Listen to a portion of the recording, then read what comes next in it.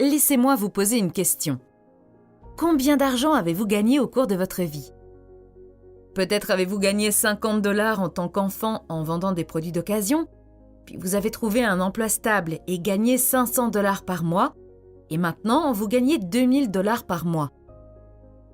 Si vous additionnez tout, depuis le début jusqu'à aujourd'hui, combien cela représente-t-il? Peut-être que pour vous, c'est 1 million de dollars ou 100 000 $. Quel que soit le chiffre, voici la question la plus importante. Combien en reste-t-il réellement? Beaucoup d'entre nous ne peuvent pas répondre à ces questions et c'est l'un des signes qui montre à quel point notre relation avec l'argent est problématique. C'est pourquoi j'ai décidé aujourd'hui de résumer un livre intitulé « Your Money or Your Life – Transform Your Relationship with Money and Achieve Financial Independence ». Peu importe où vous en êtes dans votre vie, ce livre peut vous aider à atteindre l'indépendance financière en 9 étapes. Il vous aidera à découvrir certaines des erreurs effrayantes que vous faites avec votre argent et votre travail. À la fin de la vidéo, vous aurez une réponse à la question que je vous ai posée au début, ainsi qu'une formule en 9 étapes qui vous guidera vers l'indépendance financière afin que vous puissiez enfin quitter le travail que vous détestiez et commencer à faire les choses que vous aimez vraiment. Étape 1. Faire la paix avec le passé. La première étape est divisée en 2 parties. A. Déterminer combien d'argent vous avez gagné dans votre vie, depuis le premier dollar que vous avez reçu dans votre vie jusqu'au dernier salaire que vous avez gagné. B. Déterminer votre valeur nette en établissant un bilan personnel de votre actif et de votre passif. Commençons par A. Combien d'argent avez-vous gagné au cours de votre vie? Combien d'argent est passé entre vos mains jusqu'à aujourd'hui? Je sais qu'il n'est pas possible d'obtenir un montant exact, mais les auteurs nous invitent à nous faire une idée de ce que nous avons gagné en examinant nos factures, pièces justificatives, relevés bancaires, déclarations d'impôts, chèques de salaire, etc. Cet exercice vous montrera la réalité de ce que vous avez pu gagner jusqu'à présent. Peu importe que ce soit beaucoup ou peu, l'objectif est que vous puissiez faire la paix avec votre passé financier. Dans la deuxième partie de cette première étape, vous devrez déterminer votre valeur nette. Vous savez déjà, grâce à l'étape précédente, ce que vous avez gagné jusqu'à présent. Peut-être que pour vous, c'est 1 million de dollars ou 100 000 $. Quel que soit le chiffre, voici la question la plus importante. Combien vous reste-t-il? Ce qui reste est votre valeur nette. Comment pouvez-vous calculer votre valeur nette? Tout simplement en soustrayant votre passif de votre actif. Et quel est votre actif? Les auteurs décrivent 2 types d'actifs, les actifs liquides et les actifs fixes. Les actifs liquides sont l'argent liquide et tout ce que vous avez qui peut être converti en argent liquide. Les liquidités comprennent l'argent que vous avez dans vos poches, dans votre portefeuille et sur vos comptes bancaires. Les actifs fixes seront représentés par la valeur marchande de vos principaux actifs, tels que votre maison ou votre voiture. Qu'en est-il du passif? Eh bien, cette catégorie comprend chacune de vos dettes, sans en exclure aucune, aussi petite ou insignifiante qu'elle puisse paraître. Une fois que vous avez les montants, vous devez ajouter les actifs liquides et les actifs fixes et soustraire le nombre total de passifs. Et c'est tout. La ligne de fond est votre valeur nette actuelle. C'est ce que vous avez obtenu en échange des revenus de toute votre vie. C'est ce que vous avez obtenu en échange des revenus de toute votre vie. Le reste n'est que souvenirs et illusions. À la fin de cette évaluation, certains constateront que leur richesse est un chiffre négatif. D'autres seront surpris du peu qu'ils ont obtenu après des années et des années de dur labeur, et d'autres encore seront émerveillés de voir à quel point ils ont su utiliser leurs ressources à bon escient. Étape 2. Être dans le présent, suivre son énergie vitale. La deuxième étape consiste à découvrir combien nous gagnons pour chacune de nos heures de travail. Les auteurs expliquent que lorsque nous travaillons, nous échangeons notre énergie vitale contre de l'argent. Argent égale énergie vitale. Quel est le prix pour lequel vous échangez votre énergie vitale? Nous allons également diviser cette étape en 2 parties. A. Déterminer le coût réel de votre travail et calculer ce que vous gagnez réellement pour chaque heure de travail. B. Contrôler chaque centime qui entre ou sort de votre vie. Dans la première partie de cette étape, vous devez penser à toutes les façons dont vous utilisez votre énergie vitale qui sont directement liées à votre travail. La façon traditionnelle de calculer combien vous gagnez par heure au travail est très simple. Il suffit de prendre le montant de votre salaire net et de le diviser par le nombre d'heures que vous devez travailler. Par exemple, si vous travaillez 160 heures par mois et que votre salaire mensuel est de $500, il faut diviser $500 par 160, ce qui donne $3,125. Vous gagnez $3,125 pour chaque heure de travail. Cependant, ce n'est pas aussi simple. Pour calculer votre salaire horaire réel, vous devez tenir compte d'autres facteurs, comme le temps et l'argent que vous utilisez pour tout ce qui concerne votre travail. Pensez à tout l'argent que vous devez dépenser pour conserver votre emploi. C'est ainsi que vous saurez ce que vous gagnez réellement pour chaque heure de votre précieux travail. Vous pouvez y jeter un coup d'œil par catégorie telles que transport, tout l'argent que vous dépensez pour vous rendre au travail et en revenir, que vous utilisiez les transports publics ou que vous ayez votre propre voiture. Votre voiture vous oblige à dépenser de l'argent pour la faire fonctionner, afin que vous puissiez vous rendre au travail. Vêtements, il s'agit des vêtements que vous portez au travail. Avez-vous un uniforme de travail? Combien cela coûte-t-il de le posséder et de l'entretenir? Vous devriez même considérer les accessoires, le maquillage, les outils, etc. Les dépenses alimentaires liées à la journée de travail, par exemple, les repas que vous devez acheter à un prix plus élevé dans les cafés ou les restaurants parce que vous êtes trop fatigué ou que vous n'avez pas le temps de cuisiner, plus le temps que cela prend. Santé, les frais médicaux pour les maladies liées à votre activité professionnelle. Faites un tableau comparatif avec toutes ces dépenses et les heures par semaine. Cet exercice vous permettra d'évaluer de façon réaliste ce que vous gagnez pour votre travail actuel. Dans la deuxième partie de la deuxième étape, vous devez contrôler chaque centime que vous dépensez ou gagnez dans votre vie. Si vous ne voulez pas utiliser un stylo et du papier, vous pouvez utiliser une application mobile appelée OneMoney. OneMoney est une application de gestion financière qui vous aide à suivre où va l'argent, également tout ce qui rentre. Vous obtiendrez de multiples informations sur votre santé financière avec des graphiques, le suivi de l'épargne et de la dette, l'historique des transactions et même la planification des objectifs. C'est le meilleur moyen de prendre conscience de la façon dont vous gagnez et dépensez votre argent dans la vie en ayant des chiffres réels et non une pensée illusoire. Tout cela vous aidera à mieux vous connaître en analysant votre comportement avec l'argent. Étape 3. Tableau mensuel. L'étape précédente n'était qu'un début. Vous allez maintenant entamer un processus d'évaluation plus complet de toutes les informations recueillies. Dans cette étape, vous devez établir des catégories de dépenses qui seront le reflet de votre style de vie. Par exemple, tout ce que vous dépensez en nourriture et même ce que vous dépensez au restaurant. Les vêtements nécessaires et inutiles que vous achetez, ce que vous dépensez pour les transports en général. Vous risquez de vous heurter à certaines de vos faiblesses à ce stade, mais c'est nécessaire pour que vous puissiez avancer sur la voie de la liberté financière. Faites la somme de toutes les valeurs des colonnes de revenus pour trouver votre revenu mensuel total. Additionnez les dépenses de chaque colonne et inscrivez le total pour chaque sous-catégorie sur la dernière ligne de la colonne correspondante. Ensuite, additionnez tous les totaux de toutes les catégories de dépenses. Le résultat est le total de vos dépenses mensuelles. À la fin du mois, vous devriez avoir l'argent que vous aviez au début, plus le revenu mensuel, moins les dépenses mensuelles. Étape 4. 3 questions qui vont transformer votre vie. Dans cette étape, les auteurs posent 3 questions liées à la satisfaction. Mais qu'est-ce que la satisfaction pour vous? Les auteurs expliquent que la satisfaction est l'expérience positive de la réalisation d'un souhait, qui peut être après la réalisation d'un rêve ou d'un moment de bonheur. Cependant, beaucoup d'entre nous, en grandissant, ont laissé leurs rêves derrière eux. À quoi ressemblerait pour vous une vie vraiment satisfaisante? Les auteurs posent les questions suivantes pour vous aider à le définir. Qu'avez-vous toujours voulu faire mais que vous n'avez jamais fait? Qu'avez-vous fait dans votre vie dont vous êtes vraiment fier? Si vous saviez qu'il ne vous reste qu'1 an à vivre, que feriez-vous pendant cette période? Si vous n'aviez pas à travailler pour gagner votre vie, comment utiliseriez-vous votre temps? Ces questions vous aident à vous concentrer sur ce que vous appréciez vraiment et à découvrir si vous dépensez votre temps et votre argent d'une manière qui correspond à vos valeurs.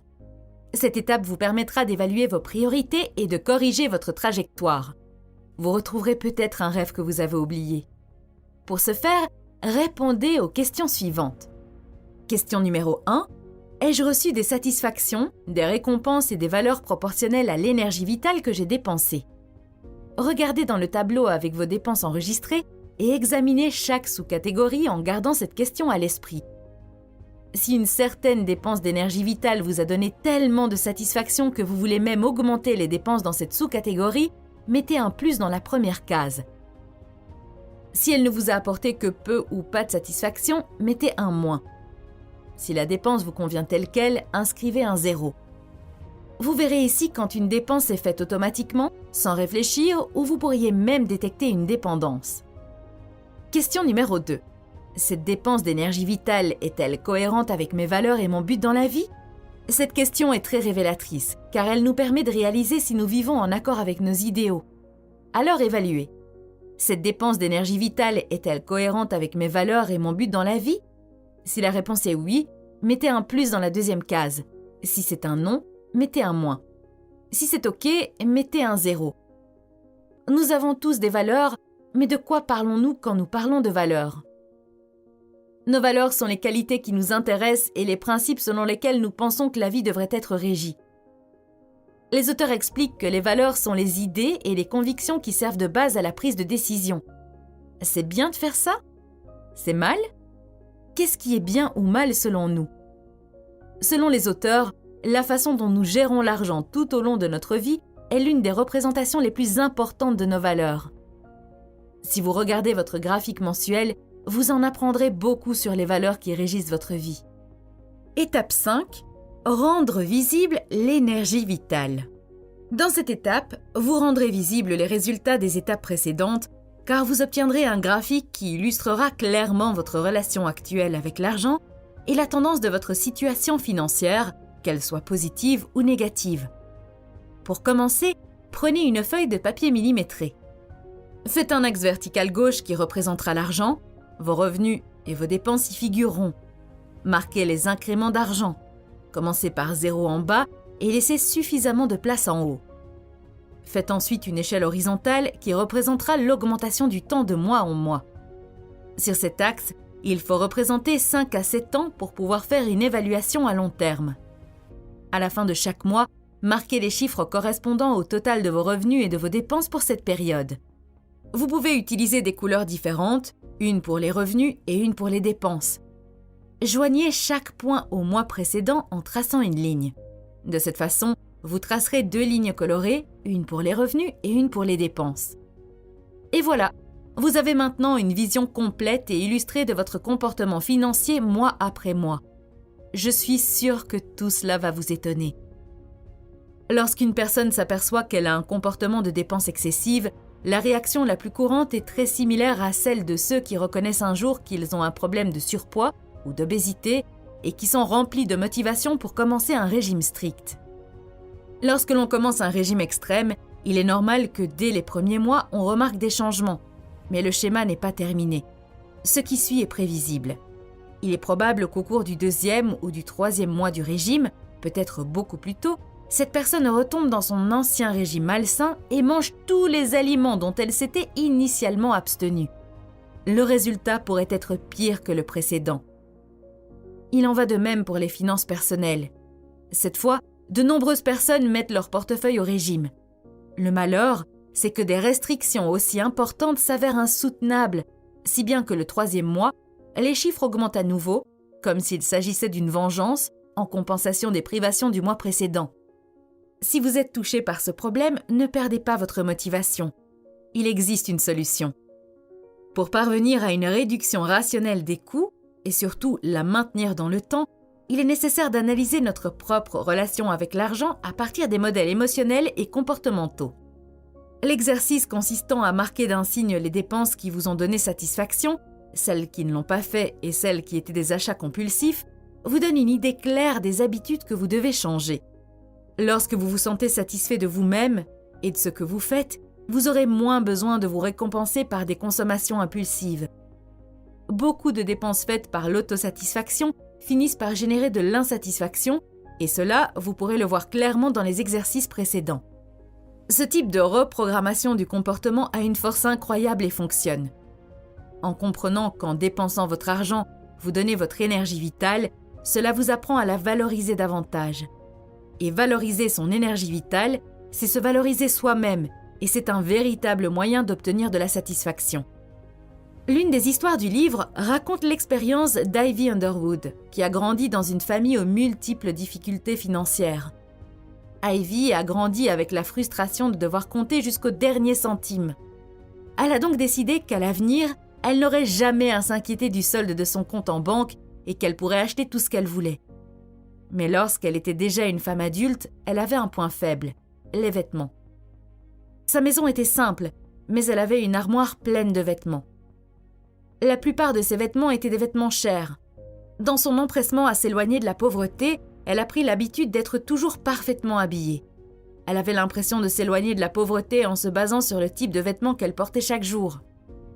Lorsqu'Ivy a établi son tableau mensuel pour évaluer ses dépenses, elle a constaté que la satisfaction qu'elle retirait de toujours acheter des vêtements coûteux n'était pas proportionnelle à l'énergie vitale dont elle avait besoin pour maintenir ce style de vie.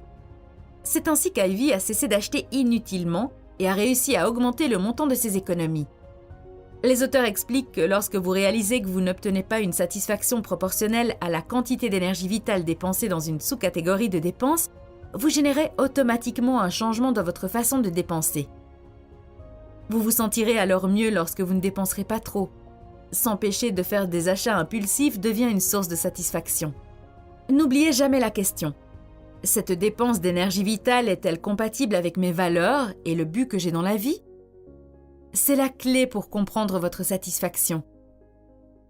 Une autre recommandation des auteurs est de placer votre tableau dans un endroit où vous le verrez toujours. Vous renforcerez ainsi votre conscience de la gestion de vos finances, qui ne consiste pas seulement à gagner plus d'argent, mais aussi à vous libérer de vos frustrations financières. Vous aimerez voir que, sur votre graphique, la ligne de vos revenus sera de plus en plus éloignée de celle de vos dépenses. Cet espace au milieu sera votre épargne. Le graphique n'est pas magique. Il vous rappellera votre volonté de changer votre relation avec l'argent.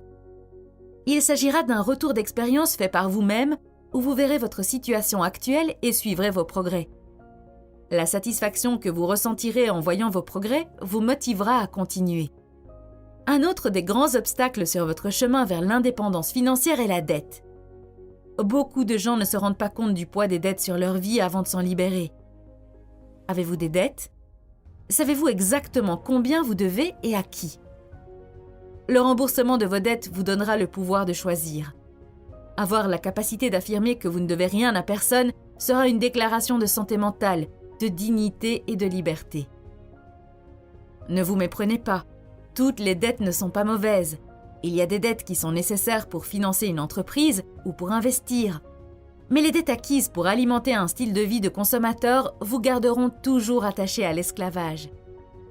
Étape 6. Valorisez votre énergie vitale, minimisez les dépenses. Cette étape est axée sur l'utilisation sage et productive de vos ressources. C'est ce qu'on appelle la frugalité. Qu'est-ce que la frugalité ?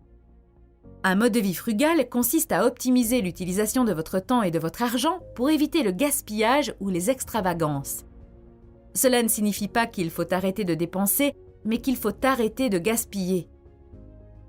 Il ne s'agit pas de se sacrifier, mais d'améliorer sa qualité de vie en apprenant à apprécier ce qui est vraiment nécessaire. Vivre frugalement nécessite d'apprendre à épargner judicieusement. Pour y parvenir, les auteurs proposent plusieurs moyens sûrs d'épargner. Honnêtement, certaines suggestions dans cette partie me semblent être des mesures extrêmes. Quoi qu'il en soit, je vais vous expliquer certaines des méthodes qui m'ont semblé les plus importantes. 1. Vivre selon ses moyens. Les auteurs expliquent que vivre selon ses moyens signifie éviter d'acheter plus que ce que l'on peut se permettre, éviter les dettes à moins d'être sûr d'avoir la possibilité de les rembourser immédiatement et avoir toujours une réserve au cas où. 2. Prenez soin de ce que vous avez. Notre bien le plus important, notre corps. Prendre soin de ce que nous avons doit commencer par prendre soin de notre corps. Par exemple, de bonnes habitudes alimentaires évitent de dépenser des milliers de dollars en médicaments et en soins de santé. Une bonne hygiène buccale évite de dépenser des centaines de dollars chez le dentiste. Respecter le code de la route et conduire de manière responsable permet d'éviter les coûts de réparation des dommages et les accidents qui pourraient coûter très cher. Ce principe doit également être appliqué à tous les objets que nous possédons. En faisant bon usage et en prenant soin de nos objets, nous prolongeons leur durée de vie utile, ce qui finit par nous faire économiser l'argent que nous aurions dû dépenser pour devoir racheter les objets que nous avons endommagés de manière irresponsable. 3. Évaluez vos polices d'assurance maladie, automobile et autres, ainsi que les frais que vous payez pour différents services.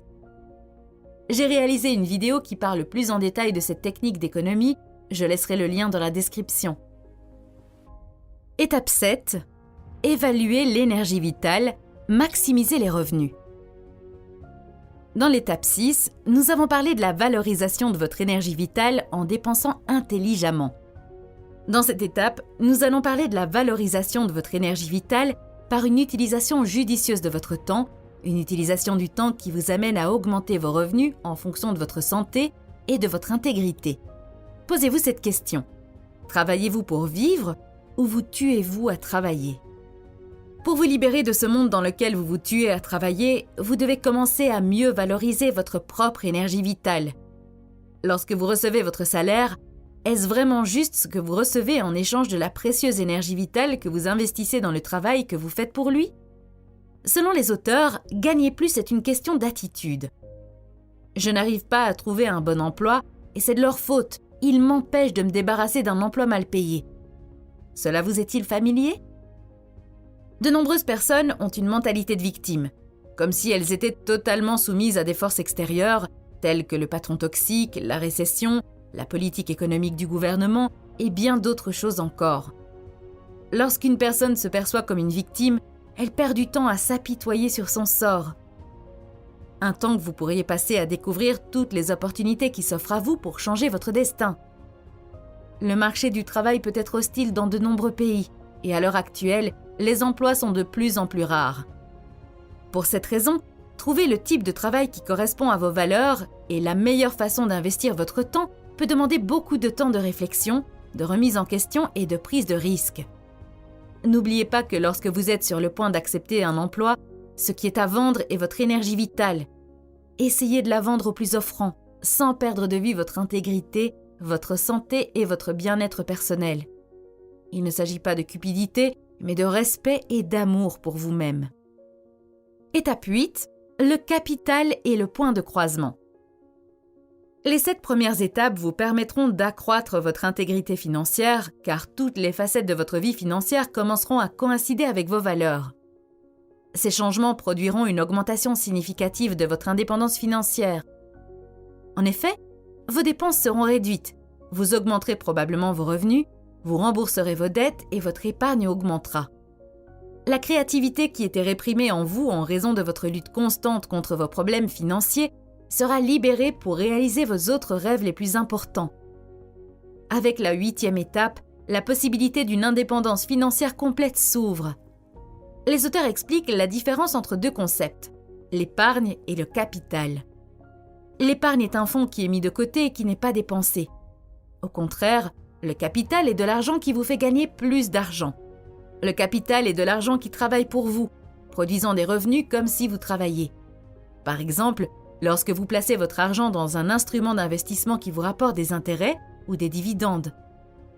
Investir n'est rien d'autre que convertir votre capital en une forme d'équité dans l'espoir d'obtenir encore plus de revenus. Les auteurs recommandent de représenter le revenu d'investissement par une ligne distincte dans le graphique que vous avez réalisé sur le papier millimétré. Cela signifie que vous aurez une 3e ligne. Cette ligne sera appelée revenu mensuel provenant des investissements. Après un certain temps, la 3e ligne de votre graphique augmentera. Lorsque vous travaillez sur votre graphique, vous remarquerez que vous serez en mesure de projeter le revenu que vous obtiendrez des investissements dans le futur. Et à un moment donné, la ligne des revenus que vous tirez des investissements intercepte la ligne de vos dépenses. Les auteurs appellent cette interception « point de croisement ». C'est à peu près ça. Lorsque cela se produit, cela signifie que vous avez atteint votre indépendance financière. Pourquoi ? Parce que cela signifie que vous disposez d'une source de revenus sûre et constante qui ne provient pas d'un emploi. Cela implique que vous ne serez pas obligé de travailler jusqu'à un âge très avancé ou jusqu'à votre mort. Les auteurs recommandent que le revenu de vos investissements ne soit pas seulement égal à vos dépenses, mais qu'il soit supérieur. De cette manière, vous pourrez vous fier confortablement au revenu mensuel des investissements, car vous aurez le sentiment de disposer d'une certaine marge de manœuvre en cas d'imprévu. À ce stade, vous ne serez plus obligé de travailler pour gagner de l'argent. Cela signifie que vous pouvez choisir, et pouvoir choisir, c'est l'indépendance et la liberté. Bien sûr, vous pouvez continuer à travailler si vous le souhaitez. Il n'y a aucun problème à continuer à travailler pour gagner de l'argent, mais vous le ferez désormais avec d'autres paradigmes mentaux. Vous pouvez maintenant vous concentrer sur un travail de bien meilleure qualité parce que vous pouvez vraiment faire ce que vous aimez faire. Selon le livre, la plupart des personnes qui atteignent l'indépendance financière finissent par reprendre le travail, mais elles le font parce qu'elles en ont envie et non par obligation. À partir de ce moment-là, vous serez libre d'inventer votre propre vie et cela implique peut-être de dépoussiérer un rêve que vous avez laissé derrière vous parce que vous pensiez qu'il était impossible à réaliser. Étape 9. Gérer ses finances. Dans cette étape, les auteurs vous encouragent à devenir un expert des investissements rentables à long terme et à gérer vos finances dans le but d'obtenir des revenus sûrs, constants et suffisants pour le reste de votre vie.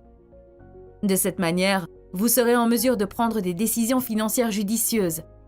Pour cela, vous devez vous instruire autant que possible, car dans le monde des investissements, il existe des professionnels qui ne poursuivent que leurs intérêts et ceux des entreprises pour lesquelles ils travaillent. Vous devez vous éduquer pour ne pas tomber dans les mains d'escrocs professionnels.